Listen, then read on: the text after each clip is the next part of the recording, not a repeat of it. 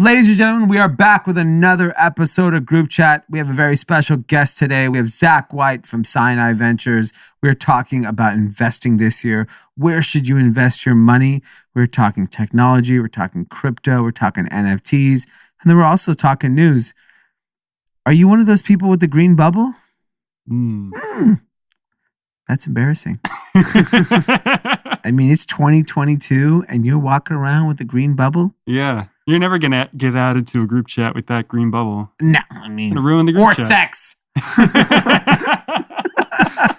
All right, let's get into it. We have an incredible action-packed episode. And drama's out. And, you know, a lot of people are DMing, where's drama, where's drama? I'm just going to say one thing. Penal enlargement. Oh. That's why he's not here. It takes a while, yeah. It takes time to heal. Yeah, hope there was no complications. Yeah. Well, it was, you know, when you're starting from zero, it's easy. Just kidding. Just kidding. He'll be back this week. All right, let's get into it. Cash. Ladies and gentlemen, Group Chat. Cash. It's $1 trillion. Hot. All right, we got Zach here. What's up, Zach? What's up, guys? How are you? Good. How are you? I'm great. Fresh off a $600 million fund and sold a, $30 million documentary? Something like that. Is that number confirmed? No, that was in the news. That's in the news. I'm not trying to... Somewhere around there, yeah. Yeah. So that was the Magic Johnson documentary that I think Apple TV purchased, right? Yeah, Apple TV. Wow, that's big because they don't buy much. They swing big when they do, though. Yeah, nice. like the only thing I watch on Apple TV to date is Morning Show. You're right. Yeah, I don't really think I don't know what else they have, to be honest. They have very few amount of shows because I think they're trying to be like the HBO of the streaming services, where like let's just do high quality, like nail it. Yeah, So, I mean they can afford it. So, so congratulations on that. Thank you very much, guys. Yeah. That's crazy. So I was just looking if you have like a nice watch on or what. No. Or are you trying to be safer in LA? Yeah, I live in LA, so that's not happening. you are wearing expensive Stone Island jackets. So. Harder to take off. Yeah, exactly. Or, you know, maybe they Someone don't know. have to tackle you. Yeah, somebody would have to like unzip me and stuff. Kind of crazy.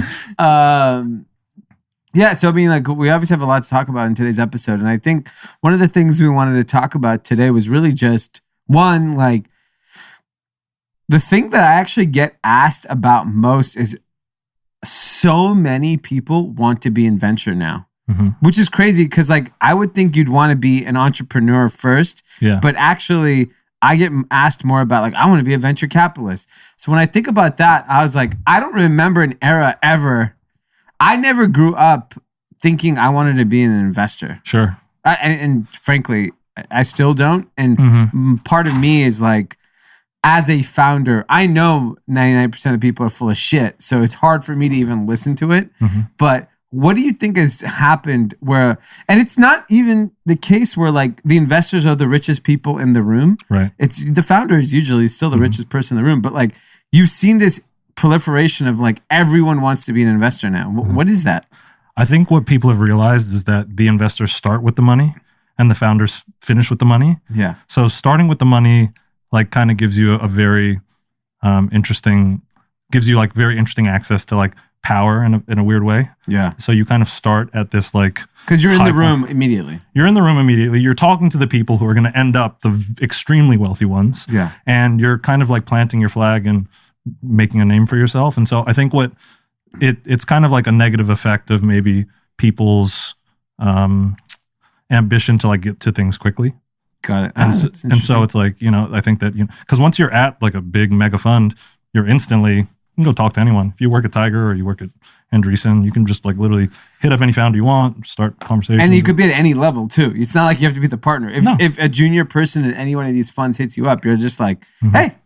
The social capital of it, I think, is alluring to a lot of people. Yeah. Don't you think it's like a major flaw? Like the investor thinks they're the star. Yeah, I do. And the founder is actually the star. Well, right? I think that the founder thinking that they're the star is also kind of like insidious as well, because like there's very few Elons in the world, but there's a lot of strong 20, 30, 40 person teams. A lot of Elizabeth Holmes, you're saying. Yeah. there's definitely a few of those, but I think that like I think building a company is very much a team sport. And I think that that's something that like I've seen in a lot, like you more often see a team effort than like an individual who's just buying away the North Star for the company. So I want to, because you're obviously in VC, the way people are talking about Miami VC, like what's your view? I think it's legitimate. I think like realistically, people are always going to like. No, but why do they think it's so important to brag that they're in Miami and investing? Because that's all I care about. I don't care if there's successful entrepreneurs in Miami. I think because there's such a groupthink that's Silicon Valley, you can't do anything outside of Silicon Valley. And so like for years, we were kind of all brainwashed that like, you can't, like, why would you ever go anywhere else besides Silicon Valley? You have Stanford right here. You have all the talent right here. You have people who have built companies from the 80s, the 90s, decades of just experience of all sort of condensed in this little Bay Area. And I think what people really wanted to do, and I think there are obviously a few funds who like are really planting their flag, is saying, hey, like, fuck kind of like the old guard of how we're thinking about things.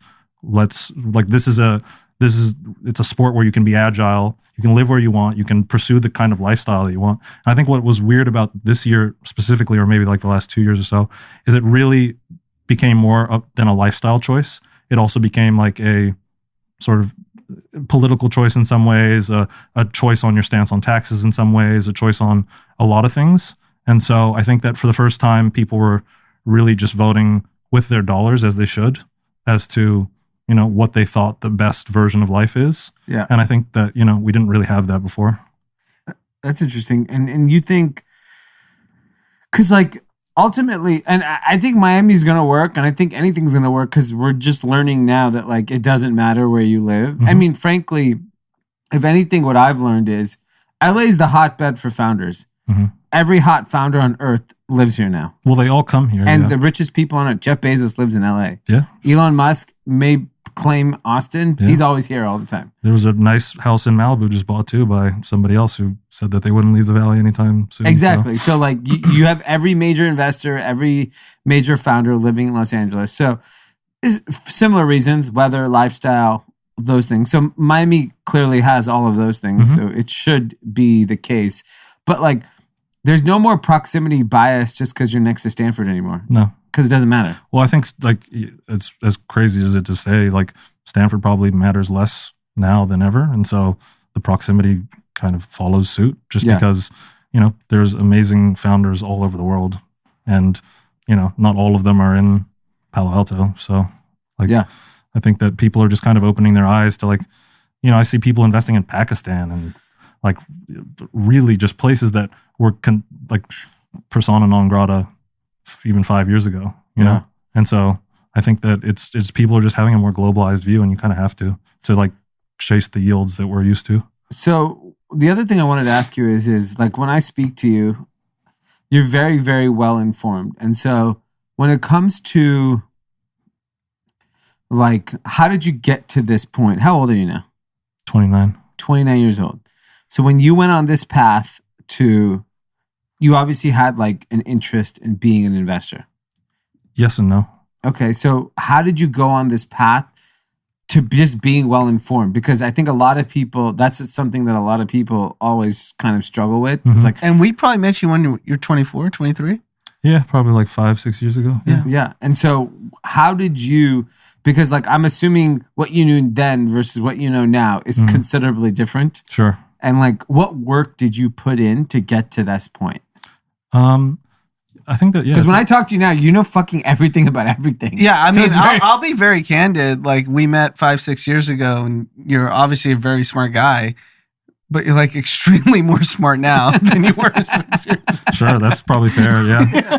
I think it's like, I think that I've had a very positive feedback loop in just kind of like acquiring more information, and so like the more things that I tend to learn about, and they are interesting to me, so it's not like a drag or anything, but I've always been kind of like rewarded in one way or another by learning something new. So what's the reward that makes you want to keep learning? I think that the reward that I want to keep learning is like the thing that I enjoy about, like, I think there are different parts about investing that people enjoy.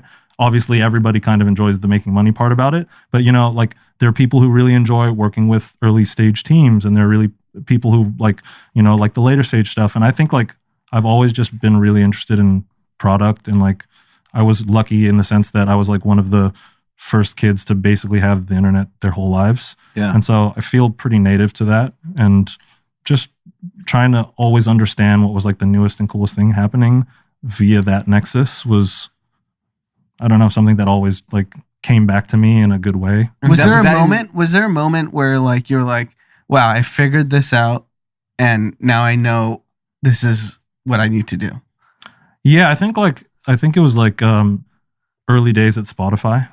Okay. And I had a friend in the building at the time. But you worked there. I kind of did and I kind of didn't. Like I was in the building every single day, but I didn't have a job, but people would just throw me in meetings and like, yeah. You're like Kramer when he had a job. Yeah, I was pretty much Kramer at Spotify. But like, can you give context to Kramer? Most people don't even know it. If you don't know what Kramer is, think about it. Like, we're old. Then you know what? You're a fucking idiot. Then I can't help you. Well, another great example I'm is not like, going to tell you who Kramer is. He's like, if you've ever seen Silicon Valley and the guys who sit on top of the roof. I haven't seen the show yet. Oh, okay. I mean, Jesus Christ! Like I watched Kramer. Incredible. Okay. I mean, yeah. Well, so I was basically taking a sabbatical from working in finance in New York, and I came back to LA, and I was just kind of like bumming around. I had a friend up at Spotify, and he was like, "Dude, you kind of like think about things in an interesting way. Just come hang out." And that eventually led me into like looking at companies for people in that context, like. People were leaving Spotify to other cool places that and they were asking, do you know anybody with money and this kind of thing? And it all just ended up coalescing into like a series of really fortunate opportunities for me where I got to like put money behind my ideas. And yeah, I've just been doing that ever since. And then you grew up in LA. Yeah. And when you went to college, did you have this idea that this is what you'd be doing? No, but I've always been like curious, speculative by nature. Okay, got it. Like I've always very happily, like throughout college, I was like trading oil futures and playing online poker, and like I always had that kind of like. Yeah. And was your like community of friends all doing similar things? Well, I went to school in New York, and like everybody was on track to just investment banking, private equity, hedge fund. So it was kind of like something that you're surrounded by and you take in by osmosis, I guess. Yeah. But like growing up in LA, it was like pretty much the last thing on my mind, pretty much. Yeah. Yeah. And so then fast forward the last kind of 4 or 5 years, I think for me, I want to just be very specific, like where are you getting so informed? Because you like when I talk to you, you kind of, you just know about everything. Yeah. And most people I talk to, whether it be investors, founders, they have very specific knowledge, sure, but they're not broadly knowledge. Yeah. What is that? Like, what are you doing in your free time? I know you don't drink alcohol, so like, is that a big part of it? I don't know if that's a big part of it. Because I feel like that might be. It might help. That might be your. There's definitely a few hours I save on hangovers and stuff, but I think that like, yeah, I don't know. It's just been a function of like. I work for a venture capital fund. We've done about like 110, 115 investments in the last 4 years. So you have to read a lot. And we're a very generalist fund, and we actually do our due diligence in all of the businesses that we. So I've like invested in biotech businesses. I've now invested in I've invested in businesses in basically every vertical you can possibly think of and more. It's because I've like done. We're now in like 5 continents and like done a lot of that kind of stuff now. So I've literally picked apart so many different types of businesses and trying to understand like the first and second order effects and third order effects of your investments. You kind of have to look past just like, what is this business, and into like, who does this affect? What kind of like ecosystems does this support? And just like at a certain point of time, like you end up just being able to like connect dots quicker. I feel like just being forced to look at business and like capitalism in that kind of way, you're exposed to like a lot of different, just like interesting things that if you're actually somebody who's like a curious person, it's not a very far leap to just kind of like try and understand them a little bit better. So what would you recommend for someone that doesn't have your job, but wants to have your information? Twitter, really? Yeah. I think somebody just whatever the vertical is, you should like most people have a general following on Twitter where they have the sports guys that they like, the girl that was hot in high school, et cetera, et cetera. Yeah. I think that whatever the vertical is that you're most interested in, you should just literally go through and follow the people who you would consider subject matter experts in that specific vertical. Yeah. And they tweet out links and books and talks and stuff all the time. Yeah. So, I mean, I could tell you just like a personal kind of case, and I'm curious if you had to experience the same thing since you're from LA.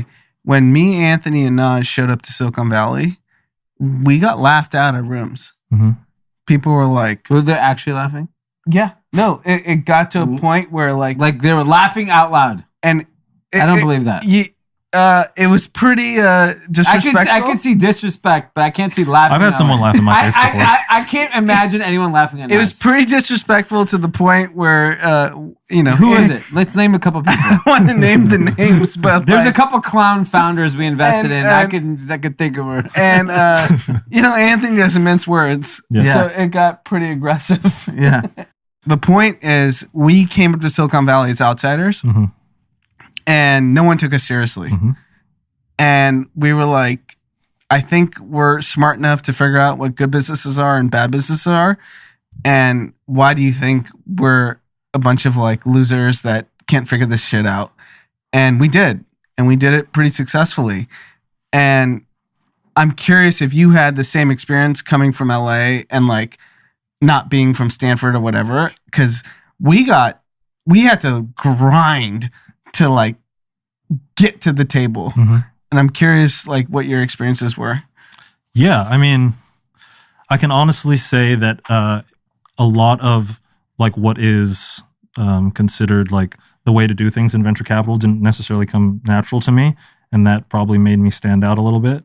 But I think over time, like yes, at the beginning, like I've had people laugh at me too, and like say that my idea is ridiculous, and the companies that I believed in were fucking fail, and all. I'm sure anybody who's kind of worked in venture has experienced some level of that. I think that like more now than ever, being a contrarian is actually kind of embraced in Silicon Valley, and people are looking for people with big ideas that don't really revert to the mean. And so, like, I think that I've tried to kind of maintain just my point of view on things and tried to not change as much as possible, as Nas and Anthony have done extremely well. Like, they haven't changed a bit since I've known them as well. And so, I think that anybody who is trying to do something new or trying to do something different in Silicon Valley is usually looked as some type of heretic at the beginning. And then over time, once you start making money, no one cares anymore. No, but I'm going to share this other. I'm going to share this other story, and so me and Anthony go to this very famous CEO barbecue every year, and 2 to 3 straight years, when we take the Uber back to wherever we're staying in San Francisco, we get asked if we're the help. Yeah, it's classic. They're like, "Oh, were you working the event?" Yeah. And we're just like, that's why, I mean, like to a certain extent, that's why I can also understand like the types of people that relentlessly flex, just like go so fucking big because of things like that. Yeah. Because of there's people who have had that 100% of their entire lives. Yeah. And then now they're popping off. And so like it is that's why I've never minded it, because it comes from a lifetime of just being shit on. Yeah. And you're just like, fuck it. And it's kind of like when I've met so many rappers in my life, and I've seen like the many phases of rappers. Sure. When they first come into our office and they get a box of clothes to like when they were like winning Grammys. And I'm not mad at any of it because I know where they came from. And if I came from that, I'd have a different view of the world than where I came from, Exactly. And so I'm not mad at it. And, I think the challenge is in technology and in investing. The interesting thing that happened is that like why Miami is actually an interesting point is that it proves that it doesn't matter anymore. It just, everyone has money's a commodity. Mm-hmm. So then founders from all over the world, as long as they have access to money, they can execute it. Yeah. Like there's very few instances where an investor has made a noticeable impact on the impact, the end result of the company. Mm-hmm. Like I think I think there are investors that actually do that, and they're very known for those types of things. And there's other people that like, hey, they recognize talent and they allocate capital properly. And then founders have now realized that, like, they know. It's why you see the rounds that we're seeing now. Like you see $100 million seed rounds is because the world changed. And I think I think that's exciting for everyone involved, though, because founders now have the challenge is like, I get DM'd by a founder every day, like, who doesn't have access to capital. So there's always going to be that kind of hump that still needs to be fixed. Cause like, I don't know how you bridge, cause everyone who's getting funded, we could say, oh, they're not that. No, everyone who's getting funded is some fucking body. Like it's not randoms off the street that are getting funded. So until we get to the point where the random off the street that's incredibly talented gets funded, that's when I think we reach like peak, like hysteria, where like just a smart, talented person can get funded. Right now, everyone, like when I read about a deal, like, oh, like they didn't go to Stanford, but their brother started, fucking. Yeah, I mean, I've told this story. I got pitched a deal, $50,000 of ARR, $300 million valuation. Yeah, and where did they go to school? Their companies with zero revenue raising over billions of dollars. Yeah, doesn't matter. And I don't know. I think the public markets have clearly corrected. So I don't know. Have you seen the private markets correct at all? Yeah, I think they're going to be forced to, because we're entering like a pretty interesting paradigm where we're being pushed up from the floor and down by the ceiling. So, IPO markets are 30% off. So say 100 times ARR is now at 70, 65, 60, even some cases. And you have the same size rounds. You're literally compressing the outcomes for all of these funds that are basically making market beta returns. And the market beta was really, really fucking good over the last 5 years when growth stocks were everything. But once that growth rate goes away, market beta suddenly turns negative. Yeah. All of these funds that were basically getting by just matching the average, and the average just happened to be higher than the S&P, are just going to get crushed. And so I think that we're going to have to get a re-rating of venture rounds at some point soon. Yeah, and I also think it's like, I've said this before, it's just like the greatest opportunity to find the greatest companies, because everything got corrected, everything got re-rated, and if you actually are in the public markets, if you do the work to figure out which of these companies that are going to continue these growth rates, they're the ones that are the potentially next big tech. And so Zach, when you look at where you guys are at, what are you excited about? Is it an industry? Or you guys don't say space?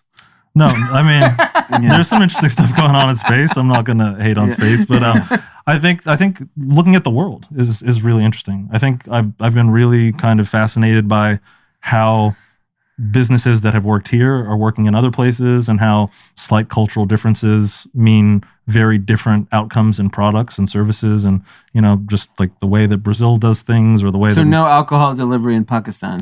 Alcohol. I mean, if that's what the Pakistanis seem to want, I can't imagine. I honestly think it would be a home run. It would be a home run. It would be never had access to it. Yeah, exactly. We'd be the first and probably the last. But no, I think that it's a beautiful time where like the internet has really enabled people all over the world to build super cool stuff, and that like really excites me. It really excites me to see that. So there was an interesting chart that someone posted of like the largest companies all over the world. So, America being Apple and whatever, in every small country. When people say like the opportunity is global, when you look at the size outside of like, call it the 10, 15 biggest countries in the world, the size of these companies are actually quite small still. Do you believe that like, because of the internet and because of the technology that's out there, that those companies potentially, like, what outside of Chinese companies are there companies in America that are just like mega powerhouses and that are global powerhouses? And I struggle with like the thesis of like, oh, let's go invest in something in in Africa or in India, because nothing in India is popular here. Sure. You know what I mean? Like, is it? But it doesn't But mean isn't it's that not a big. That's not a good, the thesis, right? It's easy popular there. yeah, but like when you think about absolute dollar returns, there's no chance you can ever compete with what's happening in America or China. Like, so like, is it just because there's just too much money here? We have to like go out. Well, I think that you're getting fair valuations in other places. That's fair. And I think that that's like one way to look at it. But I think that like the globe in general is kind of converging on efficiency. And I think that like if you look at, there's tons of industries around the world that are running at like very high levels of inefficiency.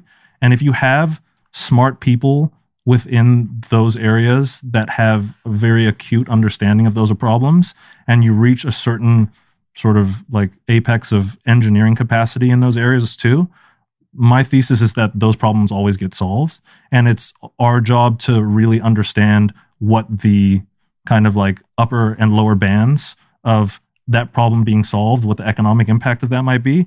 And I think that there's a lot of things that, like, I invested in a business in India that basically does accounting for like little corner stores, and it's called OK Credit, and they're 9-figure business, absolutely crushing it. Wow. And that's not something that, you know, me thinking like if somebody came up to me and was like, hey, do you want to invest in an accounting software service for bodegas? I'd be like, what the fuck are you talking about? Yeah. But over there, it's something that's extremely needed because... And by the way, the bodegas in India are like, there's probably 50 million. Exactly. And all of them are actually like, this is what I've learned, is like engaging in sort of like daily revolving credit with their like customers that they know. They're like, you can come in and take a fucking milk and just give me the money back tomorrow. Yeah. And so there's all these like, that's like an inefficiency technically for the dude's being a nice guy, but that's technically an inefficiency for his business. So is there some way that we can bridge the gap where he can still give that benefit to his customers while not sort of hurting his business? And I think that there's like, if you kind of think about these small problems in all these different places,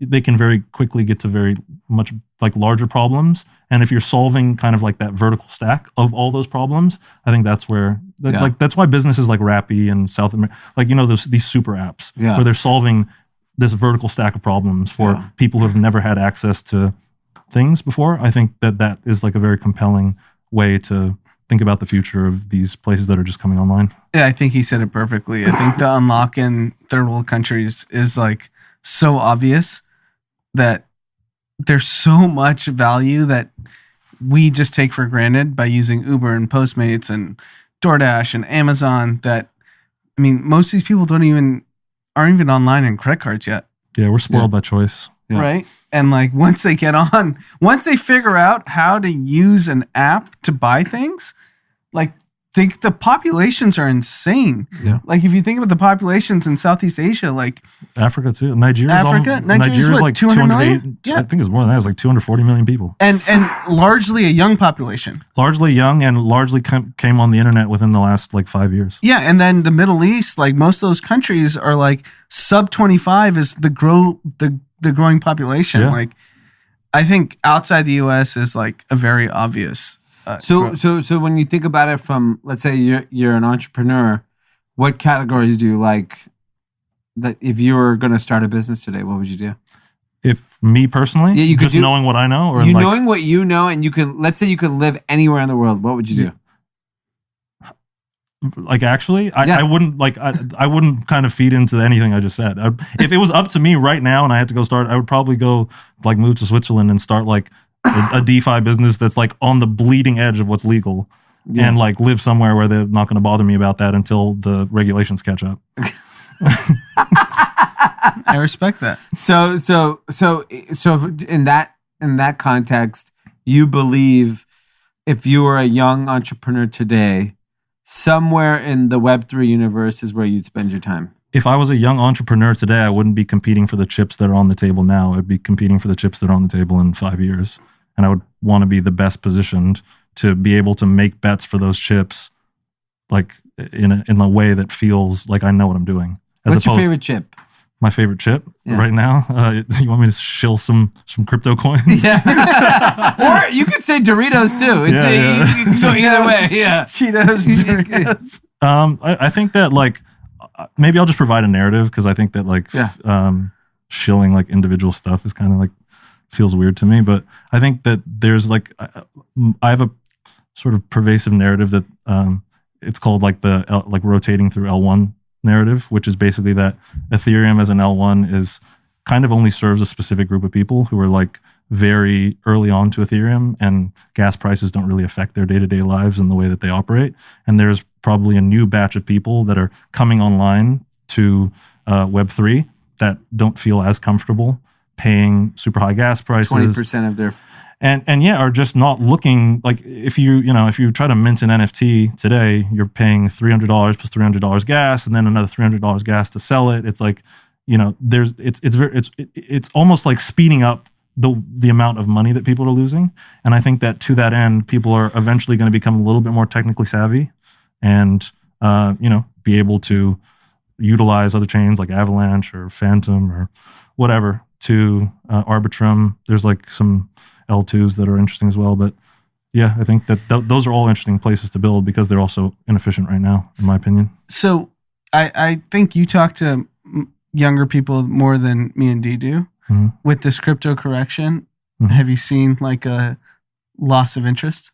No, not. I mean, what I think is an interesting part about like these ecosystems that are kind of like on the edge is that when people come in, they don't tend to leave, and so like you have all of these developers that and not the developers. You're talking about the smart people. Yes, I'm talking about the dumb money. Has the dumb money left? No, I don't think so. I just don't think that. I think that the thing that is good and bad about crypto is it's a 24-hour global casino, and you're allowed to speculate on a wide variety of assets at any given point in time. There's futures contracts. There's like a million different things that you could trade. You can always get your fix. You can always get your fix, and if you're like the need for money around the world is a perpetual need that is not going away anytime soon. And so to have a speculative market that you can consistently access all the time, you're not waiting for the Lakers to play the Pelicans and to see the spread. You're not like, there's the feedback loop for speculation, I think, is something that we've never really seen before because, like I remember the only thing that you could ever really do back in the day was trade currencies 24/7. Like that was the only way that people were getting their fix unless you wanted to like bet on like handball games in Iceland or some shit. And so like, I think that now that it's so accessible and you can trade an NFT at 3 a.m. if you have insomnia or whatever you want to do, like, I think that is keeping people interested. So if you have an intern at your fund, they're still grinding crypto. I'm still grinding crypto, so I would hope they are. Yeah. I know we had dinner the other night. He's like, I don't sleep anymore. I'm trading till 3 to 4 in the morning. I mean, I like finish work every day and I just log on to crypto Twitter and start trading pretty much. And that's NFTs or that's DeFi? I haven't really been good with NFTs. I think I understand sort of tokenomics a little bit better just because it's like a little bit more financially savvy to me, I guess. And so, I mostly DeFi. You know what you think about? Hold on. What's your view on? Because I've had a pretty strong view, and my career is basically like buy and hold. Mm-hmm. And this new universe of crypto is very different. Sure. It's buy and trade in 12 seconds, right? And how do you reconcile what has always been successful in investing, regardless of asset class, versus what is being successful in DeFi? Well, one thing that I want to clear up, it's like the people that are cleaning up are the people that have been doing this. Like the people that have come off of like derivatives desks and currency exchange desks, like those are the people that are like fucking killing it right now. Yeah. And I think I was lucky in the sense that I, through college, like it was a way, making poor bets was a way that I made and lost money all through college. And so like I'm somewhat used to it, but I think that like I think for the average person, it's probably extremely not easy to like have consistent returns, just like the stock market. I mean, like in the stock market, there are whales that are always gonna, eat your lunch. And so I think the thing about crypto that is so apparently obvious is there's so many inefficiencies still. Sure. And that if you're willing to pay attention all day, all night, oh my God. I think I think it's called the kimchi trade, The whatever. 2017 kimchi arbitrage was one of the greatest moments that I can remember in a long time. And then that was people who were trading on American exchanges. We had friends who would literally take USB drives and do like and fly to Japan and trade. No, it's to Seoul, Korea. Yeah. 3 to 4 times a month, Seoul, Korea, with like hundreds of thousands of dollars on USB drives. Just and to I don't know explain if that to needs to be people bleeped out or- what's happening is No, that, you don't have to. Bleep it. It's pretty well known. Okay. what? No, this trade was well known. Yeah, exactly. Yeah.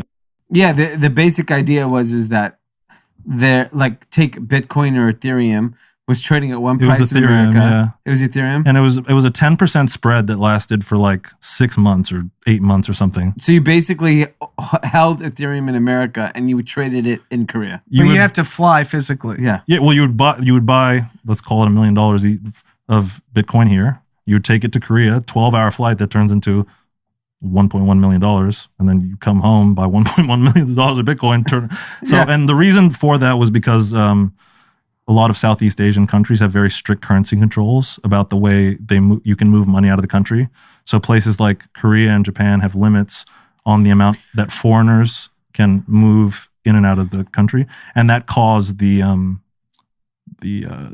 spread because there was just like an inefficiency on how they could get the money actually out. Like people who were speculating on Ethereum that weren't Japanese citizens or Korean citizens with Korean bank accounts and stuff. Yeah. They had the money control aspect of it created the spread. And Yeah, and I think that now the amount of time that I've just not a whole lot that I've spent on DeFi or NFTs or anything, it's like literally just if you spend the time, you see the inefficiencies immediately. yeah. And if you're used to like pattern recognition of like making money on inefficient, that's why people who are like come off of like legit debt, like I know people who are leaving extremely well-to-do jobs to literally just sit in their attic or whatever and fucking trade crypto. Yeah. Yeah. And it seems to be like a trend, a trend that's not going anywhere. So that's why I like tend to spend a decent amount of time in it. And I was talking to my guy, Ian Rogers, in Paris yesterday, and we were talking about what does crypto look like in 2022? And I'm hopefully going to be able to go to Paris soon and have that conversation with him. But first, before you dive into the world of crypto, one, you got to get a safe hardware wallet. So head over to ledger.com, get that. And then once you realize you have your Ledger, this becomes your home base for all things crypto. Buy and exchange with Wire, swap with Paraswap, stake with Lido. You know, you can just put your ETH and earn money. Do you know if you have money in a bank account right now, you earn 0.0006 interest, and then God forbid you hit the overdraft, they hit you with the $30 and then all the interest for the year is gone. Not happening over here. You can exchange tokens via 1inch, display NFTs with rainbow.me. This is a slam dunk. I think everyone who's interested in crypto should be owning a ledger. Stake it, keep it safe, show off what you need to show off, but in a safe way. Head over to ledger.com, pick up that Nano X. That's what I got. It's an incredible piece of hardware. It's available right now. And keep all of your things crypto related safe. It's so important. And this is your gateway. This is your gateway into the experience of cryptocurrency, NFTs, staking, DeFi, all of those things. They're developing so many incredible products on top of their platform. This is where you should start.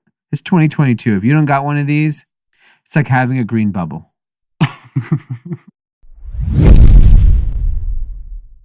The most inefficient trade that's happening right now in the world, in my opinion, Kanye West, Balenciaga, Gap, and the stock fucking went down.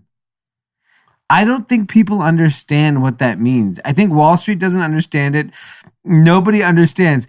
You're going to be able to buy Balenciaga and Yeezy at the Gap.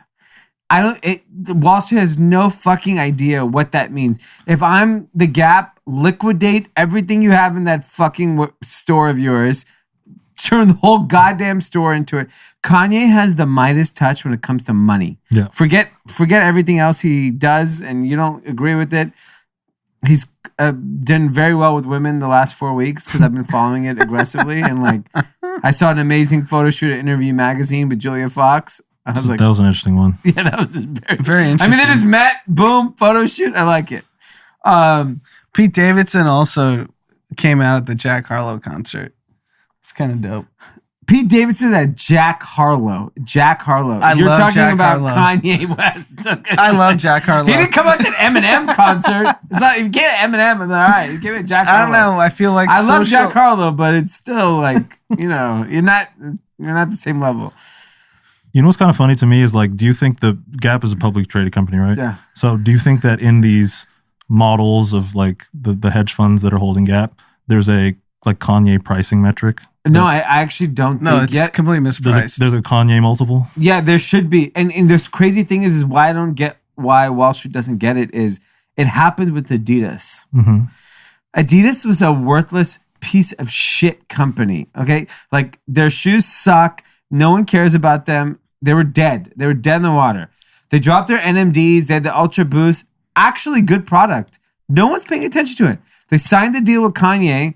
Kanye walks out. I vividly remember when he wore his white Ultra Boost. And I'm like, oh my God, Adidas is going to be hot. And then it was instant. Mm-hmm. Instant. Everyone was wearing Ultra Boost.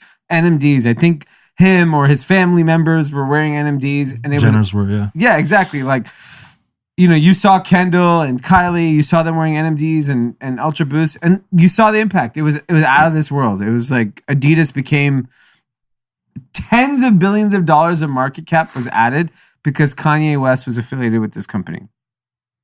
Gap's market cap is fucking worthless right now. Mm-hmm. Like people basically think the company's insolvent. Mm-hmm. So when I think about the future, like footwear is big, apparel is still bigger. Gap just got fucking, I don't know why, I don't know how it all went down. I would love to know. But I don't think people understand, like, Kanye just bringing Balenciaga to the mall is going to be nuts. It's going to work. Of course it's going to work. I see idiots wearing those blue jackets everywhere. I've yet to see one. It makes people look like blueberries, which I find funny.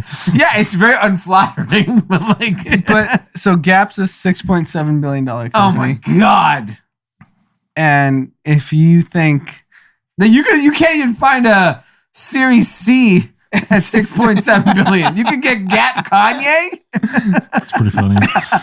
yeah, if you can get, I mean, Balenciaga, I mean, I'm not someone that, you know, is super into fashion, but I know Balenciaga matters. Yeah, all Balenciaga matters. And it works. It works. This model works. Kanye X, whoever the fuck, works. And by the way, I would argue that Gap is a better brand than Adidas. Like Adidas to me, like It's probably better sourced. I mean, I just think like when I think about Adidas today, nobody's wearing Adidas. Fucking zero people are wearing Adidas. The moment Yeezy became the only thing that you would wear from Adidas, like no one's wearing Ultra Boost. By the way, I have a brand new pair of Ultra Boost. It's an incredible fucking shoe, Comfy, yeah. but I won't wear them in public. I'm not gonna lie, Balenciaga Gap is pretty hot. It's insane. And the market doesn't recognize it. It's such a misprice. Well, they just must think that the other part of Gap's business is so trash. It's zero. It's worth zero. It's worth negative. I mean, you remember when we were in Paris, I almost bought some Balenciaga shoes. Because everyone was there shopping. It was Everyone hot. was shopping. I was like, fuck it. I really don't. I truly, there's a lot of like strange high fashion that I appreciate, but Balenciaga just escapes me. It's so like German goth punk under a bridge, like doing. Yeah, I mean, weird And the techno. shoes make you're probably going to have like arthritis because they're so fucking heavy. But the point being is this, like, we know, like, I think people look through the lens of American people. Globally, a Balenciaga, Yeezy, Gap thing is so fucking big. It's gonna go stupid in Asia. I mean, did Yeah. you see the Future post? Future just posted, That's it. and I think he posted like a forward on his album, and he was just like dripped in Balenciaga. Yeah. Everyone's wearing Balenciaga. It's Dior of last 2 years ago, or whatever. Yeah. Whenever the all over print Dior was what every scammer had. We're now at a Balenciaga moment for that. Yeah, and I think I looked at that and I was like, man, and I know that Gap has, been struggling. I don't know. I feel like it's a crazy Hail Mary and it might work. It's definitely better than any of their other options on the table. I'll give them that. Yeah, like Athleta is not going to lead them out of the fucking doldrums of fashion. Yeah. I don't know. I was pretty surprised by the opportunity for them. So good for them. Another thing that when you think about cool that you don't realize, and it's funny because I was reading this in the Wall Street Journal, but it finally has gone mainstream. This is the headline at the Wall Street Journal. Why Apple's message is winning. Teens dread the green text bubble. Love it. This is the most boomer title. This is like the most obvious trade of all time. I mean, where were these guys? Short the green bubble is like the fucking easiest trade of all time.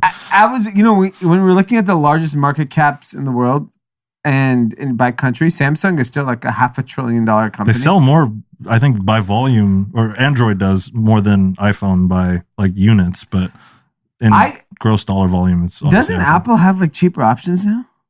Yeah, but they don't. They got rid of all that shit, the Apple C. And they're not like they're not shipping you that can pay to like $4 a month and have it for 17 years and get an Apple. They're not 12. financing like Southeast Asia. They're not financing Vietnam and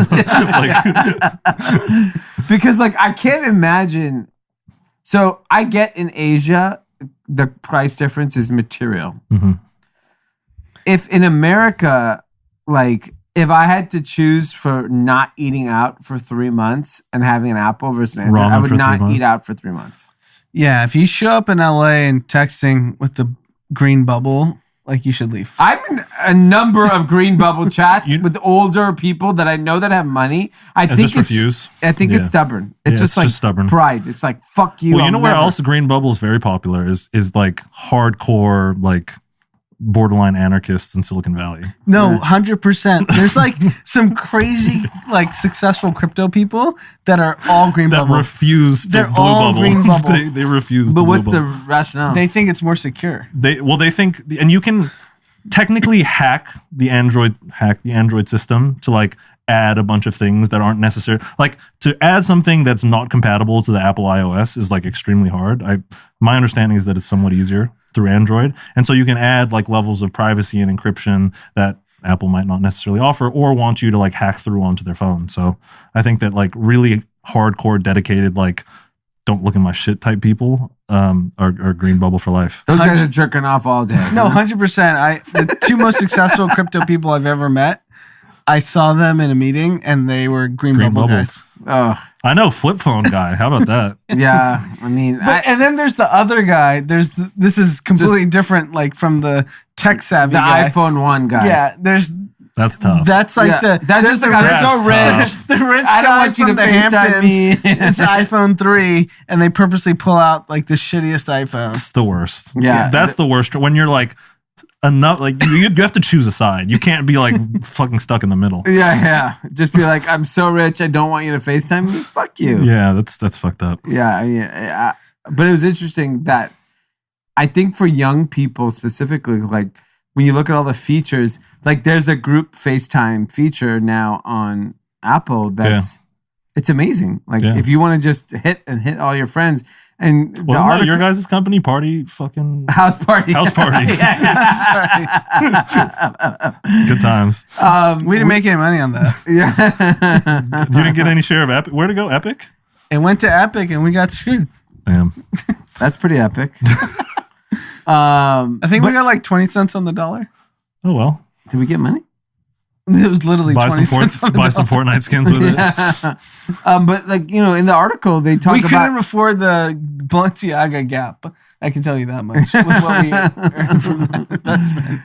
But it was interesting to see in the article how teens are self-conscious about the green bubble. So if you're a parent and you're getting your kid your first phone, get him a fucking Apple iPhone. Don't, or just say, hey, we can't afford it yet. When we can afford you the iPhone, we'll get it. No, they have to have a phone. What are you talking about? How are they going to talk to their friends? Yeah, but don't get them their first phone to be Android. Like if I had no money, I'd rather go to my son and be like, Dominic, look, I want you to have a phone. I can't afford a fucking Apple right now. And then Dominic's going to be mentally traumatized. I'm like, in 6 months, I will save so that you can get an iPhone so you're not a fucking loser. Wait, can you just attach a phone number just to an Apple Watch? Because that might be a nice hack. Or probably an iPod. I bet you an iPod you could. Yeah, there's like some way to hack it where you can just throw a number on an Apple Watch and send them on their way. Yeah. And then be like, at least they can text to talk with a blue bubble. Yeah. If I lost everything tomorrow, my kids are going to have a blue bubble. Okay. They will have 1 to 2 meals a day and a fucking blue bubble. Strong hill to die on. You cut a meal. So I would cut a meal so they get a blue bubble. Let me tell you something. Honestly, fasting is kind of in vogue. Yeah, intermittent fasting, 15 years from now, they'll be like, you know what my dad taught me? He taught me intermittent fasting and then a fucking blue bubble's important. That's why I'm graduating from fucking Harvard today. We got the flag. I like that us. arc. That character arc is a good one. All right, we'll move on. So when we think about there's been a lot of correction in the prices of stocks and crypto. Do you feel if you, as a capital allocator, do you think right now, whether it be startups, public equities, or crypto, this is a time to be buying? Yeah, I absolutely do. If you know what you're buying, I think that if you're kind of to your guys' point earlier, there are some things that went down with everything that do not deserve to be where they are, and I think that goes across crypto. I think that, and it also just depends on your timeline. I think what these corrections do is all they do is shake out weak hands.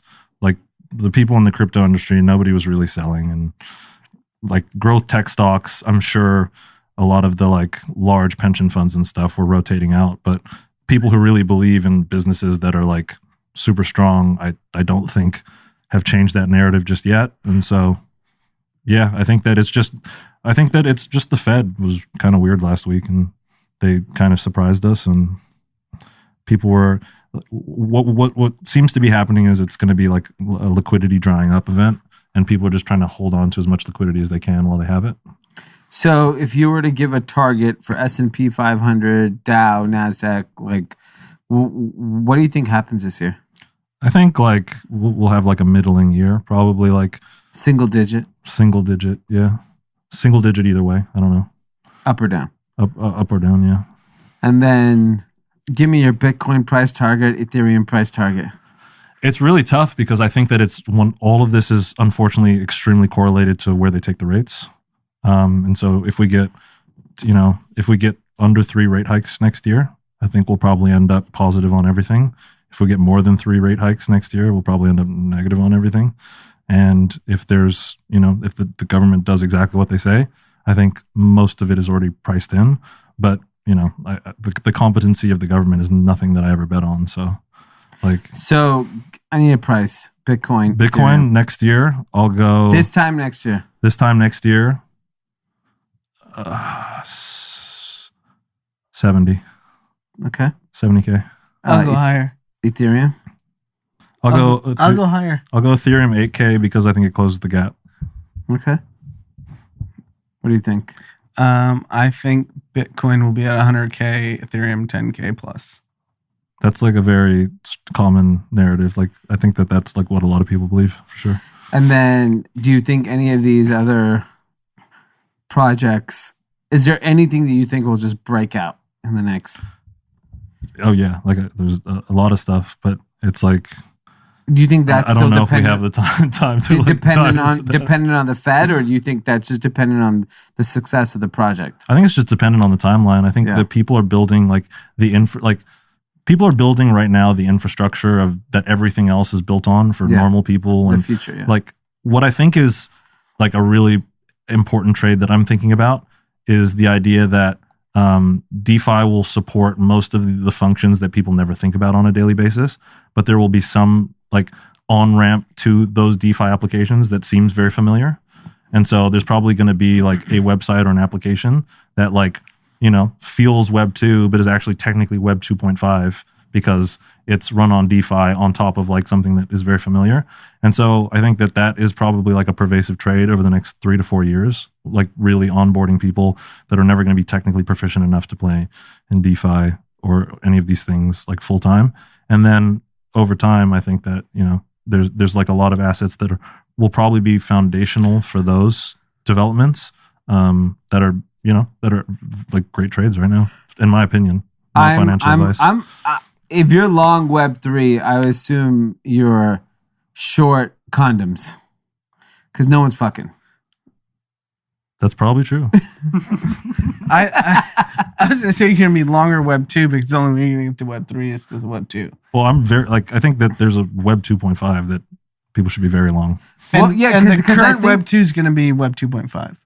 Yes and no. I think that there's also going to be things that are natively Web 3 right now that are just going to take the lowest hanging fruits of what Web 2 was and just be like, oh, we can make an app for this and onboard 100 times the amount of users onto this very complex platform by just literally wrapping some fucking very like Basic. easy to do UI UX, and all of a sudden it's an on-ramp that much more people will use. I think that that's like... Yeah, because the thing I struggle with is with MetaMask and the ability to get hacked and the lack of security in Web3 currently, that you kind of, if you were ever going to do it at scale, because obviously people can secure their MetaMask and do millions of things to make sure that they're safe.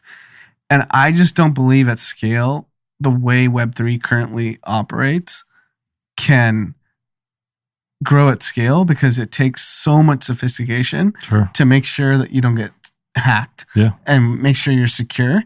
And I'm of the belief that you're going to need these Web 2 on-ramps to get access to Web 3 products. I agree.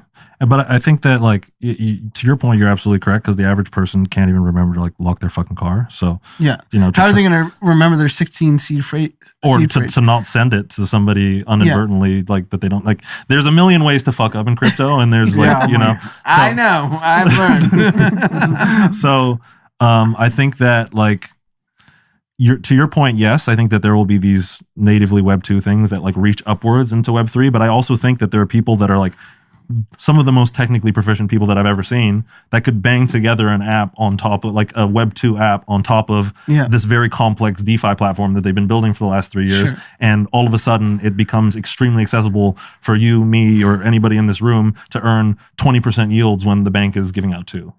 No, I totally agree with that. But like, even the most basic thing is remembering a 16 seed phrase. Oh yeah. It's not at scale. That's impossible. Yeah, the average person's an idiot, so it's not. Well, that's the arbitrage, right? Because like as soon as that's easy, then the yields will go down. And of course, Sure. yeah. Good point.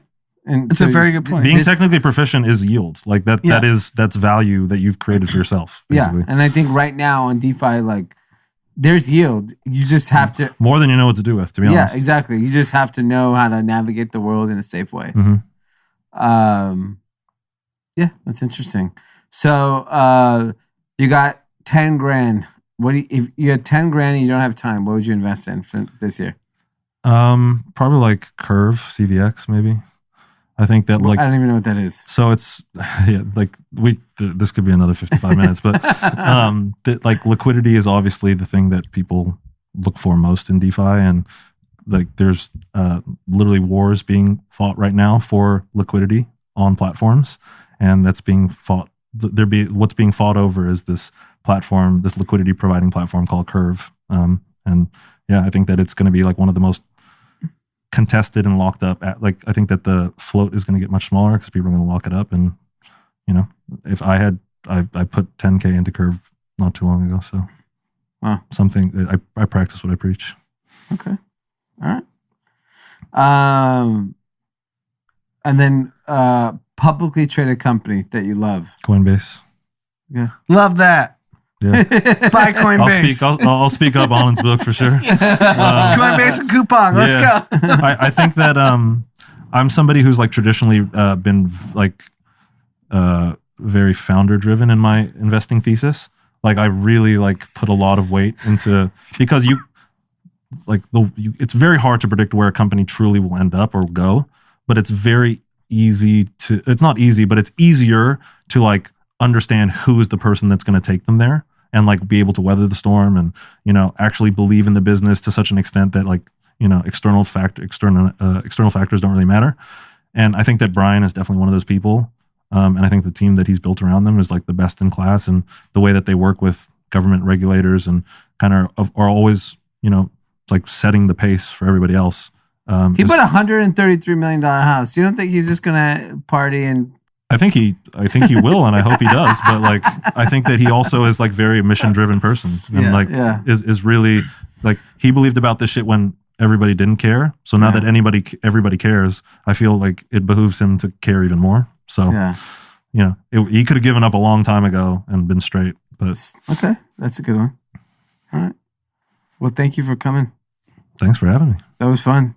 Yeah. All I heard was curve. I don't know what that is, but I'm all in on it. Check it out. Do you have any shout outs? Nope. Good. I forgot the last topic. The Grammys got postponed. Oh yeah, the new COVID variant. Delta and Omicron combined. Yeah, and Florida. Florida's the new one, right? Florida. Yeah. Florida's trying to get a nomination. That new COVID sounds spicy, to be honest. So Grammy got postponed, which is extremely disappointing given what we're seeing in the hospitalization of people that are getting this variant. It doesn't even make any sense. There was a rumor also last week that the Super Bowl was going to get moved to Texas. Makes sense to me. And it quickly got killed because, like, here's the thing. Here's the thing what I know about California. I don't know about the rest of the country. We do whatever politically makes sense until it doesn't. It does not make any sense to lose the Super Bowl. No. Yeah. Because if politically you lose the Super Bowl, you're basically sending more people care about football in America than anything else. Yeah. I literally don't know what more people, as it's the most unifying thing in this country. Yeah. It's the one time everybody stops, basically. Yeah. And so for LA to lose the Super Bowl is absolutely insane. The Super Bowl, in my belief, in LA, which will be in 4 weeks. Valentine's weekend. Yeah. That's crazy. Jam-packed. Whatever you want. The weekend, the entire week in LA will be electric. Holy moly. If LA were to lose it, we basically, like, I never thought LA was weak during this COVID. That's a huge L. I mean, it's the L of all L's. Yeah. Like, all that matters in the world, as far as my generation of males are concerned, is the Super Bowl.